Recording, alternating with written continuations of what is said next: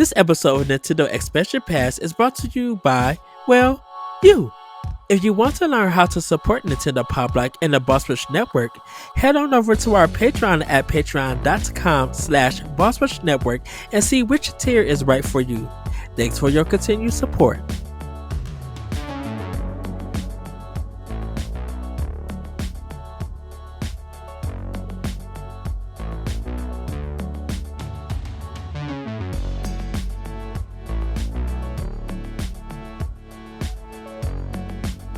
Hello everybody, welcome to the Nintendo Expansion Pass here on Boss Rush Network. I'm your host, the Light Excited ADV. Joining me is the one, the only bossman himself, Mr. Corey Dirrig. Hello again, sir. Hey Ed, how's it going? How's life? Life is going good. Just a little bit busy here and there. But I don't know if I told you this. I think I told you on Power Block. How I found out these two people were related when I was at the other store working. Maybe? I don't. No, tell me again. So, 2 weeks ago, or a couple of weeks ago, I was working at another store, and this one guy, very tall, would come in and, reload his, one of his Cash App cards or something. And he would come in, he would put $61 or $81, and then he would leave the store. And I was just like, okay, you're coming in every day to do this, so I guess this is how you pay your bills. I don't know. Then, as the days go that I'm working within those 2 weeks, this one woman starts coming in, and the first time I encountered her was like at 11 o'clock at night when I was closing at their stores. And she goes and she buys a 6-pack of beer. And like, okay, she got everything. And even before, like, she'll hand me the money, and she gave me exact change. So she knew what she was buying. So I would put the exact change in. Even by the time the register opened, she was already out the door with the beer. I'm like, oh, okay, fine. And so I keep seeing these two people at different times throughout those 2 weeks. And on my final day, I see them both coming in together talking. And I was just like, that makes sense now. Because she was trying to buy some beer. She didn't have enough. The guy, he put all his money that he had on his card. And everything. And so they're arguing, and I'm just up here looking back and forth, just like, why do I need this drama at this time on my last day here at the store? So I take the beer, I put it down, and she walks to where the wine is at, and she gets some $2.39 wine, like some real cheap wine they're trying to get rid of, like Barefoot or something. Yeah, and so she comes in. She gives me $5, and I give her the change back. And I didn't even get to bag it, Corey. She grabbed it by the head and walked out. I was just like, wow. I was just like, this is some hot man. And I was just like, okay, now I get why that is that, and I can laugh about it. Then on this Monday we recording, I had to work a couple of hours for another manager, because she had to go take her brother in for surgery. So I'm like, okay, I could work some hours. That's fine. I thought I was going to be there the whole day, like till 3:30, but another manager was coming in, and my store manager was just like, yeah, you can leave at this time. That's fine. Don't worry about it. So I'm like, okay, cool. And I get to the store. It's 6:25. It's 6:21 in the morning. I get to the door, and our newspapers are at the bottom. I see one of our papers are open. I was just like, okay, someone stole one. It happens. It is what it is. I grabbed the papers and I lifted up, and all of this change fell down. And I'm like, what the heck? I pick it up. It's $1. Someone came and took the paper and paid for it even before I could ring it up. I was just like, are you serious? So I had to get just the paper that I needed to ring it up. They sent us that only one copy. Hmm. I was just like, "Are you serious?" This has never happened to me at all at any store. So I get the registers. I take the Chicago Tribune here in my area. Um, I scan it. It's an old paper, so it don't matter. I turn it to $1. And I put the dollar in because I can't do tax because we don't add tax for magazines or newspapers here in Illinois. Mm-hmm. So I I did it, and I was just like, I can't believe somebody got to the smug about maybe 5:30 or 6 o'clock in the morning to get a newspaper, leave $1 and some coins, and drive off. Some people, man, I'm telling you. I'm just like, oh wow. Some people, man, they'll just do whatever they want. It's it's it It's crazy. it boggled my mind. So yeah, so that's kind of how I've been in a sense. Um, Man, but that's people, but man. I don't even know what to say. I, there's nothing else that you can say. Goodness, I really want to write my retail book so much about the etiquette of retail and what you're going to experience if you get into this business. It's going to make you laugh, but it's going to be some of the truest things that you will encounter and everything. Um, like even I think my retail experience, even with Toys R Us, has been definitely a whirlwind. You got all you guys can listen to old Nintendo Pop Like episodes and hear about that. But man, I never knew that a lot of kids who sent parents into the video game section expect their parents to remember everything or know anything about video games. It's very fascinating. It's it's entertaining, but it's also eye opening because some parents would think you as an associate are wrong and don't know nothing, but they're the ones that are asking you all the questions and don't know a thing about the games or and stuff. Like telling people that Nintendo don't make Microsoft games and Microsoft don't make Nintendo games and you gotta have this system and that. Mhm. And they just, and some people just be like, well, why Mario isn't on PlayStation? I'm like, Mario has Yeah. never been a PlayStation and won't be because they don't make it. I literally still get that at my job because people think that Coke is part of the Pepsi company and vice versa. I'm like, no. They're Yeah. you have Pepsi, you have RC Cola, and you have Coke. You have those three. You have to choose between those three for sales. You can't mix and match.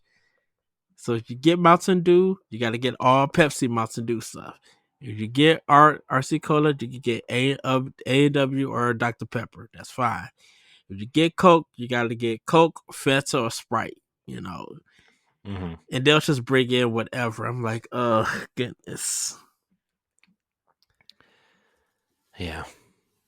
So Going back to the going back to the Mario thing, on the yes, Mario on PlayStation thing. It's just it's amazing, like that. Well, amazing, maybe probably the wrong word. It's sometimes when I feel like we're so deep into the video game stuff that like sometimes when we hear stuff like that, it doesn't make sense to us. Like Mhm. how could you not know that? But like, then you just got to remember, like, people might just be buying a PlayStation because their friend has one, and or maybe it's a grandma buying something for their grandkid or something, and like no, like, as much as we think it should be common knowledge, I don't know how much of that is common knowledge. Like, it's just weird, all these things that like we just take for granted all the time because we are so in it, and um others are not. And yeah, man, it's just Well, weird. it. I think for me in my past when I had toys, is that parents was always doing something for their kids because they had money and they just wanted to get them something. But I think that's why we have the M-rated conversations and stuff because of Call of Duty and Gears of War. And I'm like, I had to tell parents, I'm like, how old is your son or your daughter? Mostly your son. Well, they're this age. Well, they not well legally. I can sell it to you. It's M-rated because you are the adult that's buying it, but it's not intended for your 12-year-old kid. Well, his friends are going to get it. His friends are also underage. They're supposed. It requires you to be 17 or older to play these games. Well, he'll just be playing with his friends and stuff, and you. I think uh, like I think politicians don't. I'm not sorry. I'm bringing politics into it. I think people who don't understand, definitely with politicians don't understand that if parents are buying in-rated games for their kids and stuff, that's one of the reasons. Cause their friends are paying for it. They're not.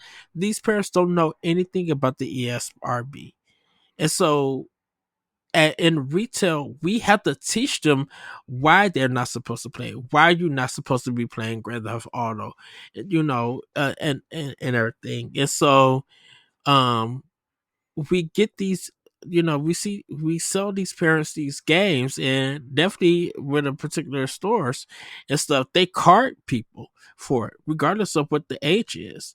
The 12-year-old kid or her 10-year-old kid was trying to buy Call of Duty, and I was just like, okay, is your my parents here?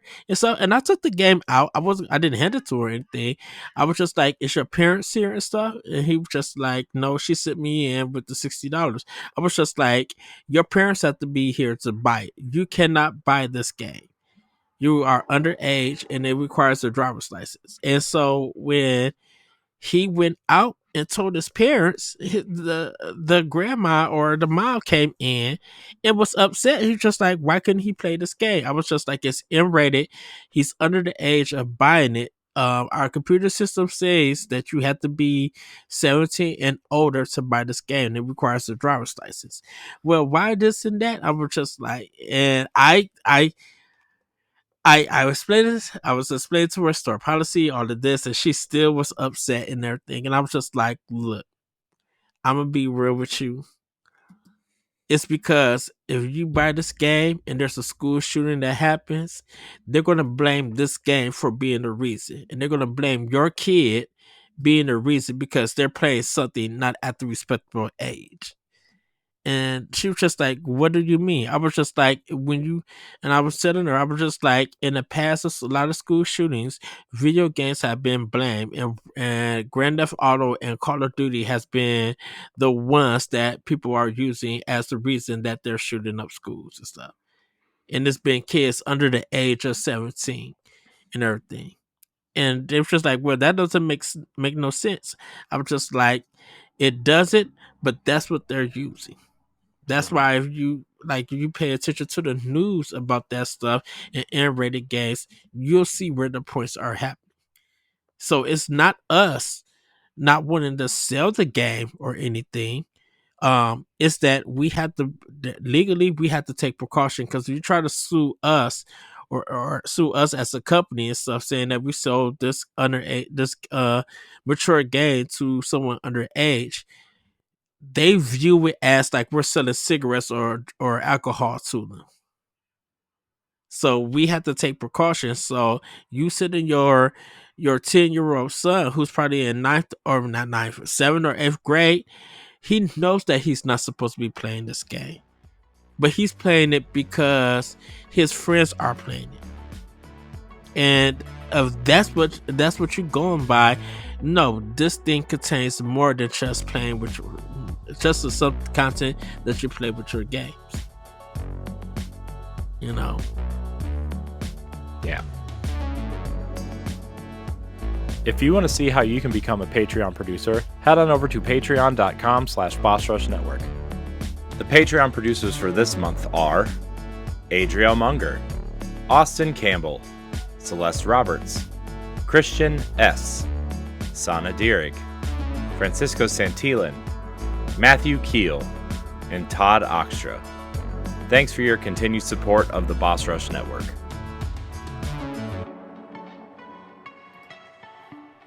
Yeah, I mean, it's.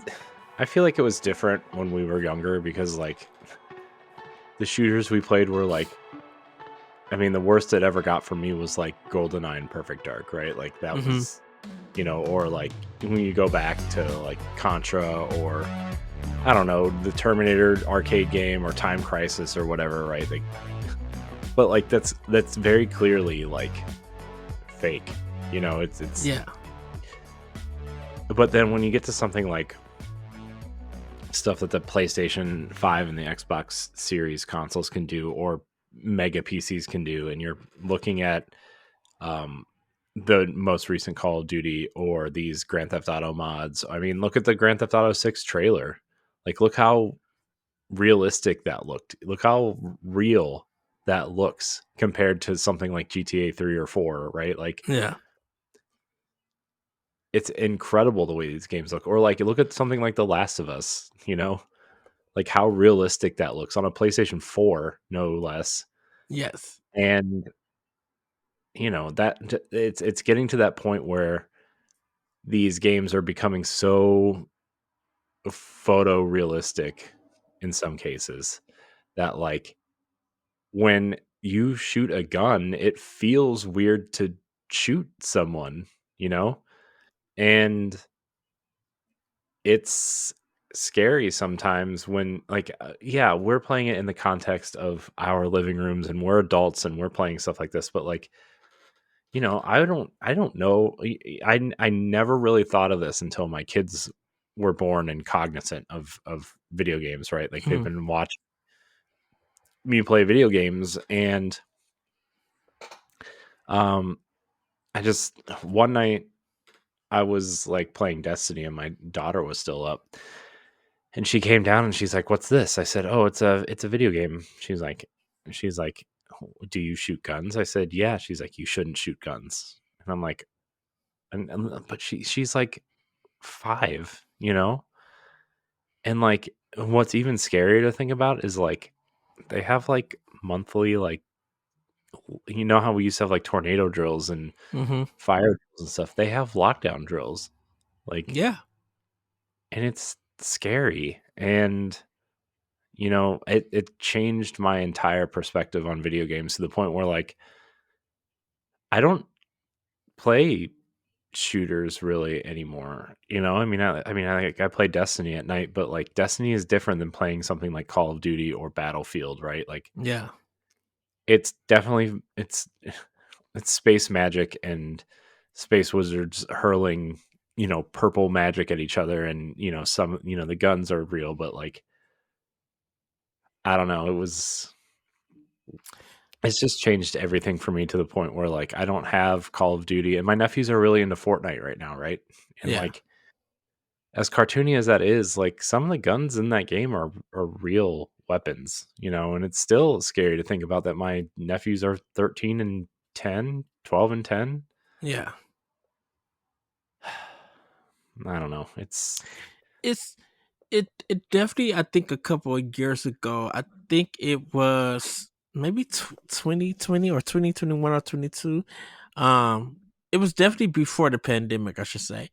That there was like there was 2 months that it was a school shooting every 3 weeks. like there was a school shooting in the south, in some south state, one day, and then 2 days later there was another shooting, and stuff like that. And between those shootings, video games were getting blamed. Now it's just like, and that's why I wrote that article on Boss Rush.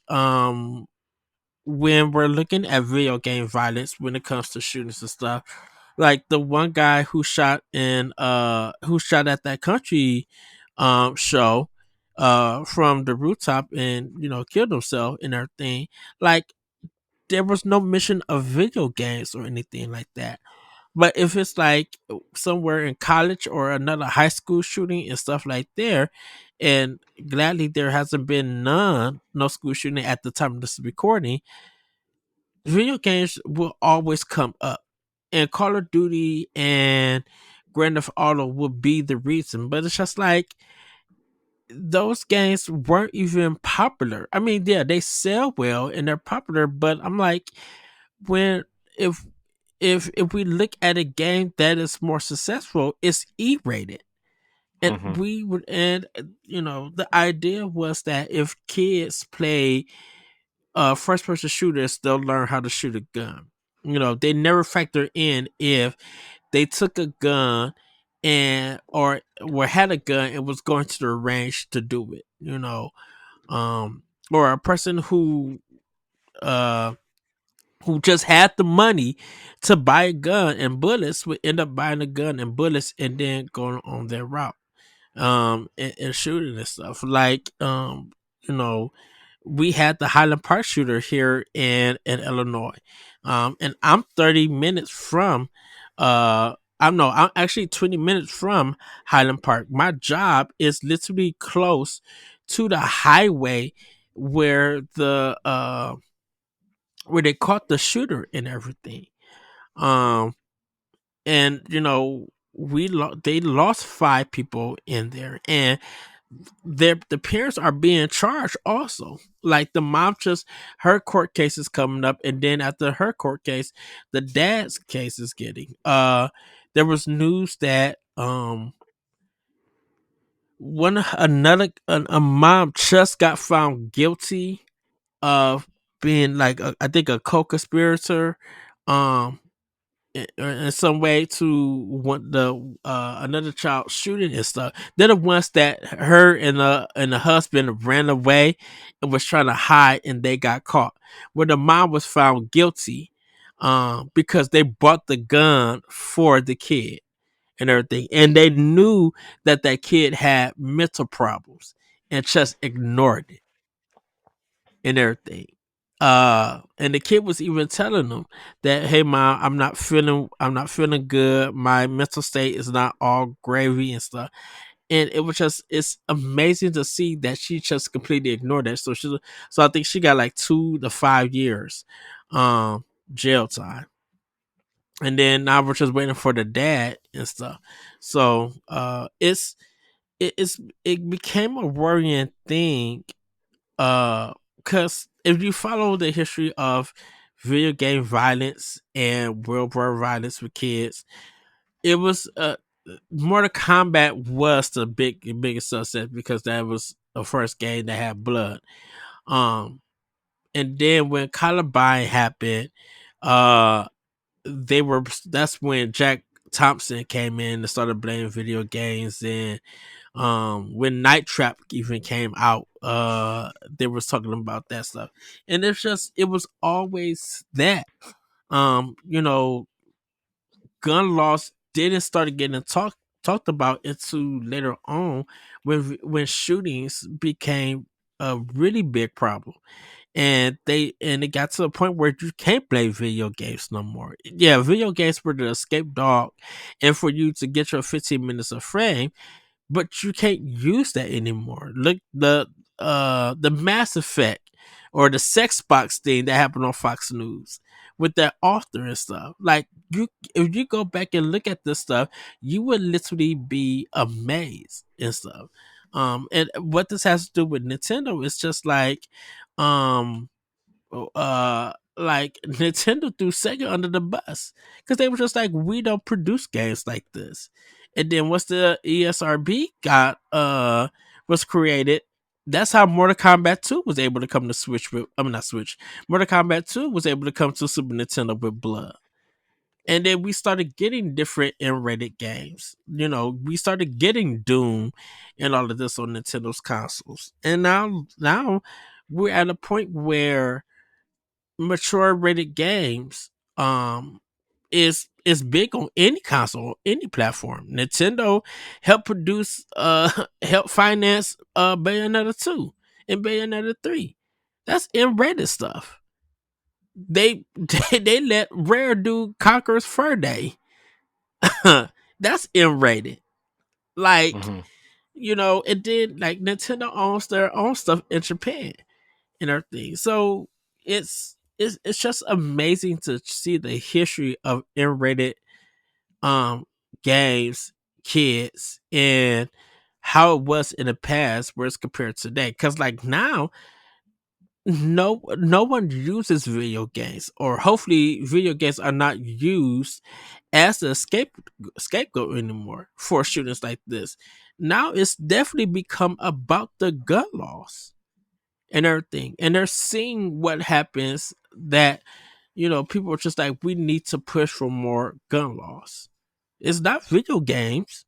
It's never been about video games. But video games was used as that example. And it fascinated me that when it came to those kids wanting to buy Call of Duty and Grand Theft Auto and parents want to get them M-rated stuff, they never got the deep storylines, action kind of M-rated games. Like, okay, your 10-year old is you're buying this 10-year old, um, you know, you're buying your 10-year old Call of Duty. Okay, can your 10-year old play Devil May Cry, DMC Devil May Cry? Can they? Was Tomb Raider M-rated? I think so. I'm not sure, to be honest. Oh, you know, Probably, I would assume. I mean, you're shooting things with guns, and there's human enemies, so um, Splinter Cell. Can you get them that? Like, can you give them the games that's really going to challenge them and really make them think and really forces them to play the story mode to get that violence? yeah. But the thing too is like I don't think kids and even like younger adults to an extent don't Mm-hmm. like. It's very rare that they want that, right? Like even when I was playing games at like 15, 16, 17, 18, it wasn't, I mean, I wasn't playing like violent video. I mean, Halo, I think was the most violent game I was playing at the time, but like I was playing Halo and Madden and like I wasn't looking for the deep story experiences until I Yeah. got, I was well into college really, and then I started playing like, you know, I mean, as deep as a PS2 or GameCube game could go, right? Like I started playing, the God of War series and Kingdom Hearts and Final Fantasy and uh games like that, and that's when I really started to be like, whoa, I really enjoy what video games are doing, right? And then I started playing.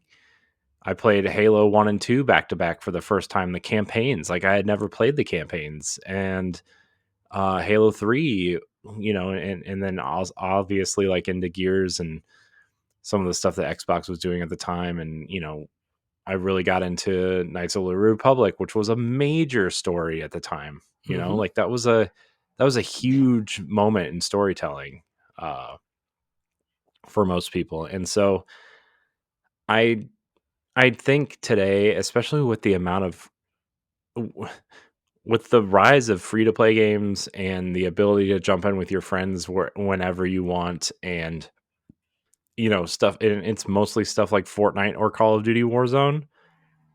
Yeah, people are going to jump into that instead of a $70 experience, and it's sad sometimes, but also like if you're a kid and you don't have much money, I mean, when we were younger, like we had to wait till Christmas and birthdays on most occasions to get games, you know?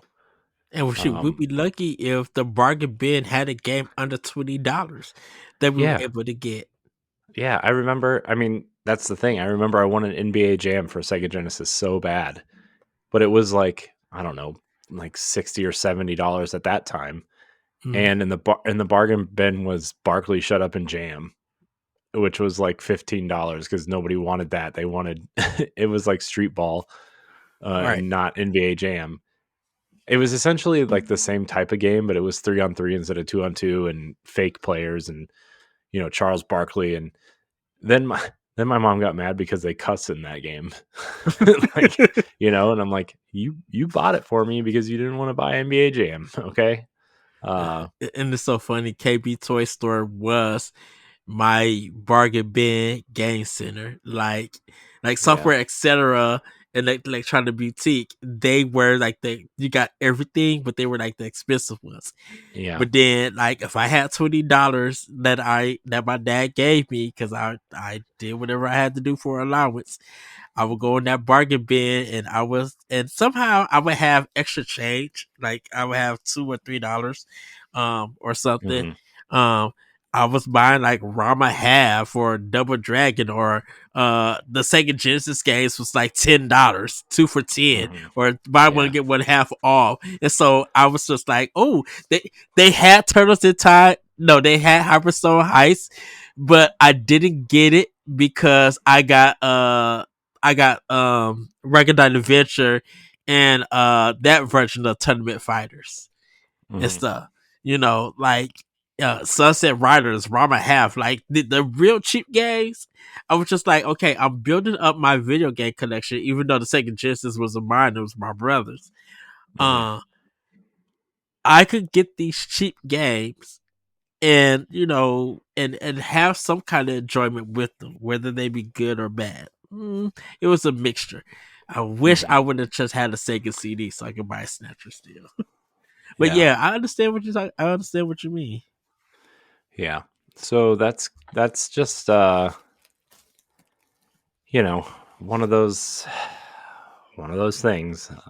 So I and now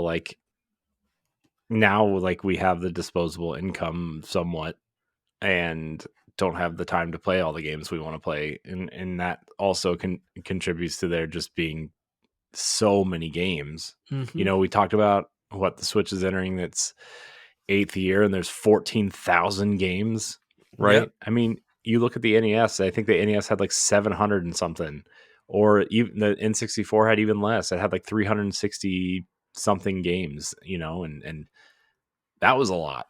And Yeah. now, I mean that amount of that number of games comes out every month on Steam, and I mean, look at the trash that comes out sometimes. Yes. It's insane. But yeah, I mean, I think that's what attributes to these kids playing these games, right? And like the free to play stuff, especially, or digital storefronts make it so much easier to buy. My nephews don't have physical video games like at all. They don't have any, um, and they download everything. I mean, they have Fortnite. I mean, my one nephew is obsessed with Fortnite. He's obsessed. He's obsessed. He wanted to know, like, he was asking me about monitors and like 100, like what the difference between 120 hertz and 60 hertz was, and uh, I told him that he has an Xbox Series S. I'm like, your Xbox can't do that for most things, so I wouldn't even worry about it. Um, if you want to do that, you might as well either save money to build a real gaming PC or buy an Xbox Series X, you know. Yeah. Um, but and like, but also like the free to play stuff has made them really stingy about games and how much money they spend on things, on gaming type things, because like when they see a game that's $70, they're like, why is that $70? I can go buy this Fortnite skin for $10 or $20 or whatever.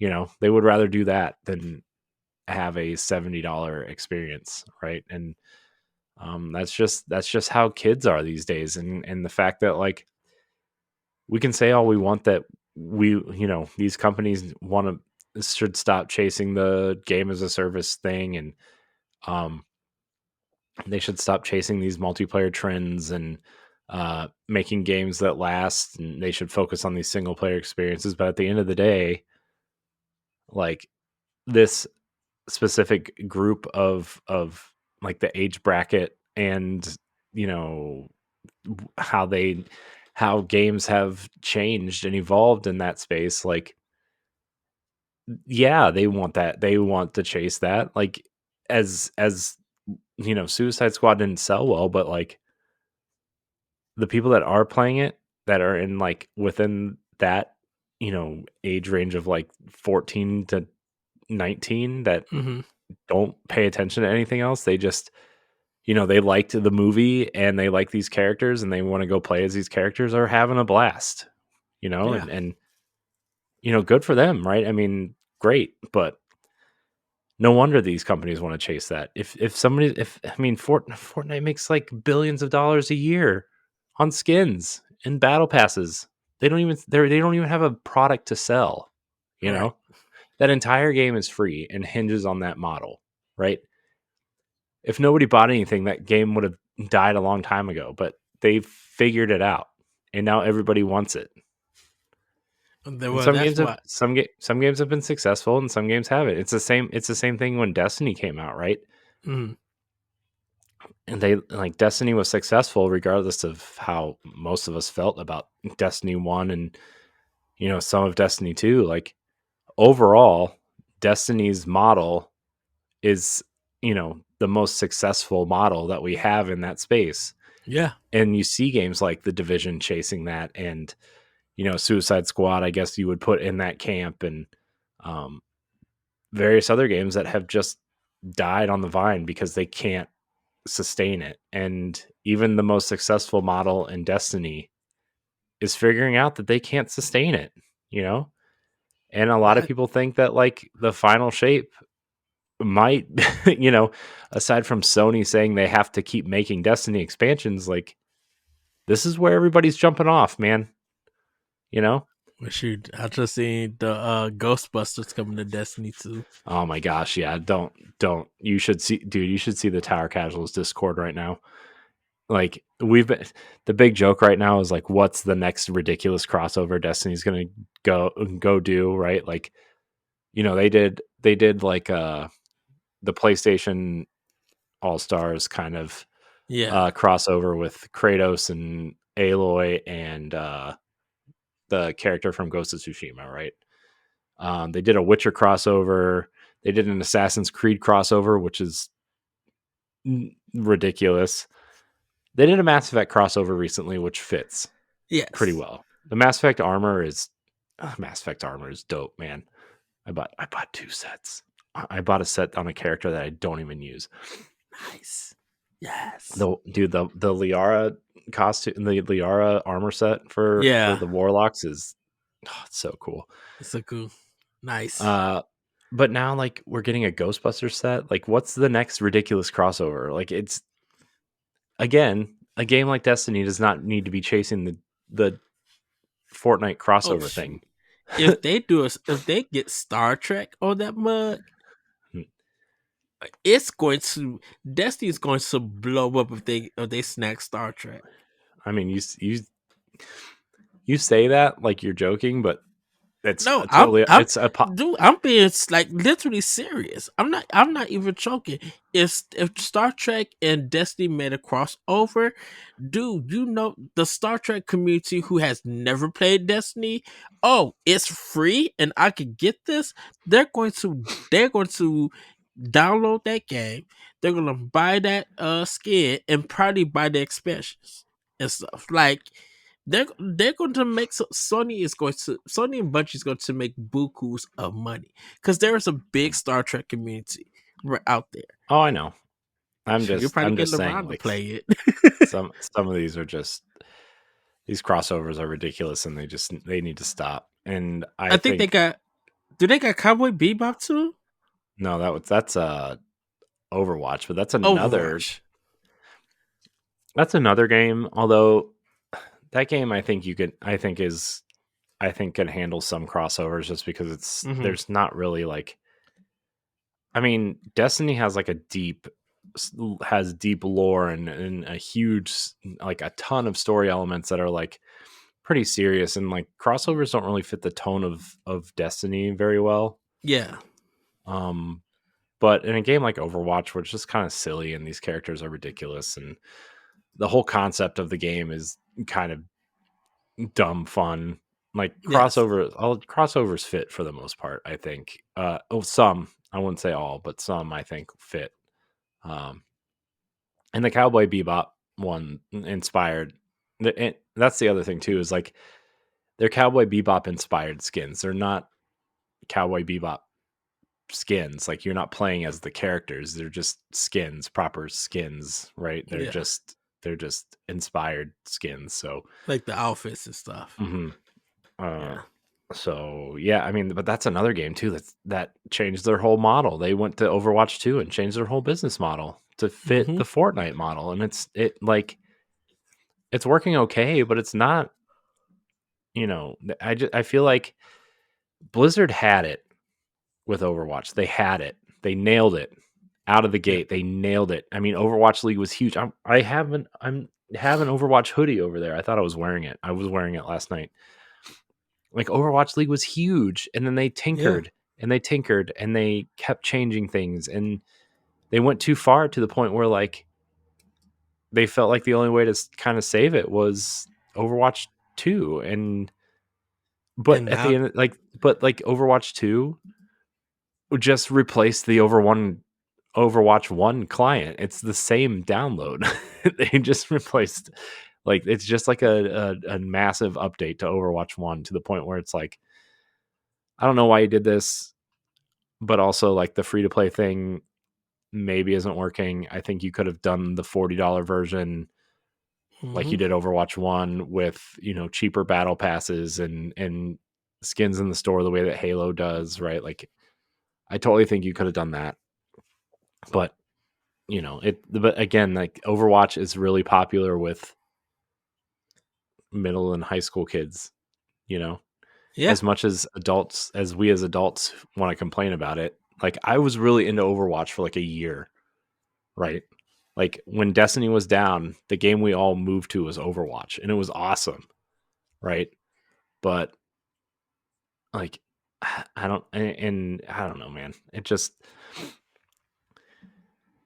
video games, Miss. man. It's a market that is just it's happening and it's changing, and we're getting older to the point where the way we like to consume games and buy games is becoming less and less relevant, Yeah. and it kind of sucks. And I think that also plays into like the last episode when I was like, I feel like I'm changing, or like I need to you know whatever. You can listen to the last episode, but I think like also the way games are made and delivered and how you spend money with video games and stuff is changing. Also affects how my thoughts also. And so